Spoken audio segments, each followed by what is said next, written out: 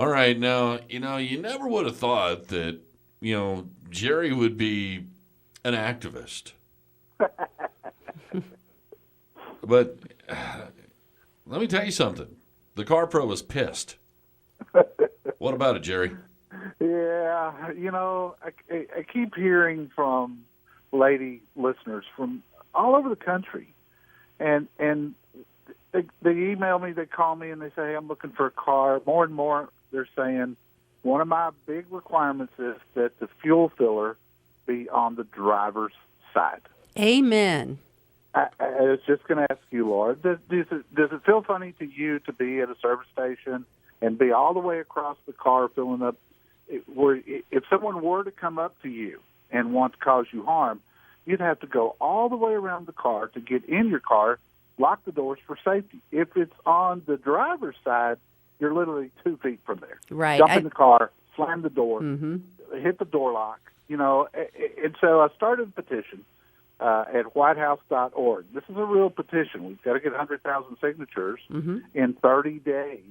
And what it says is to have NHTSA require that by 2020, all automakers place the driver's side, put the fuel filler on the driver's side. I think it's a great idea. Well, why are they not doing this anyway? I mean, I don't know. Not even just for safety for women, but just if you rent a car, how do you know without stopping and getting out and looking which side to fill up on? Aside from screwing up, there's always some moron out there that's going the wrong way at the gas pump.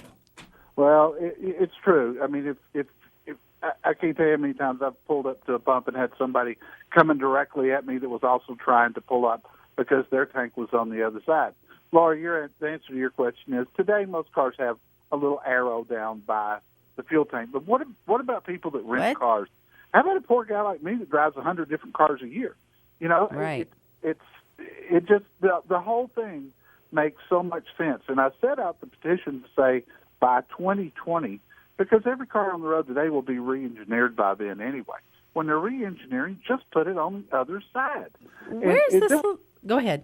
There was a time years ago when they were putting them on the right side so that when people ran out of gas, that you'd be on the right side with your gas can away from traffic, filling up your car. That was the rationale. Just in years, what kind of moron runs out of gas today? And why wouldn't you just call roadside assistance? Because damn near everybody's got it. Right. Well, where is this little arrow? You know what, Jerry? I just gotta tell you something.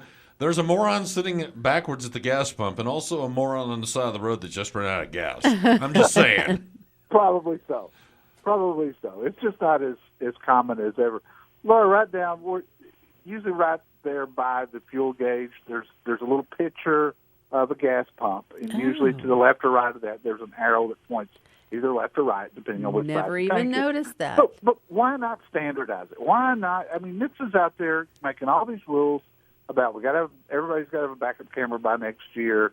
All the recalls and things to make us safer, and that's kind of why I'm hanging my hat on safety, and especially safety for the ladies. Is because I think that way I can get NHTSA involved in this thing, but I just can't find a reason not to do it. Yeah. Hey, speaking of recalls, there's a recall out there, on seatbelts? Oh, yeah. This is kind of serious. This is well over 1 million Toyota RAV4s, mostly from 2012 to 2014. In a crash, on the back seat, if you've got your seatbelt on, it can become entangled in metal and cut the seatbelt, which wouldn't be very safe, especially in the event of an accident, and especially in the event you've got a kid strapped in with that seatbelt. So we're going to be getting that fixed here pretty quick. But the recalls, other than airbags, have actually slowed down just a little bit. Okay. And so tell us again, what car has been recalled? This is a Toyota RAV4, and it's 2012 to 2014. I'm sorry, 06 to 2012 RAV4s and 2012 to 2014 RAV4 electrics. Okay. All right. Okay, test drive 2016 Nissan Altima. What are you thinking? This car is so nice, and what is boggling my mind is that 65 miles per hour out on the highway with the cruise control set, this car's getting 42 miles to the gallon. It's rated at 39. but I'm getting 42 out on the highway. And this is a nice-sized car. Most people don't know, the Maxima is the flagship car for Nissan.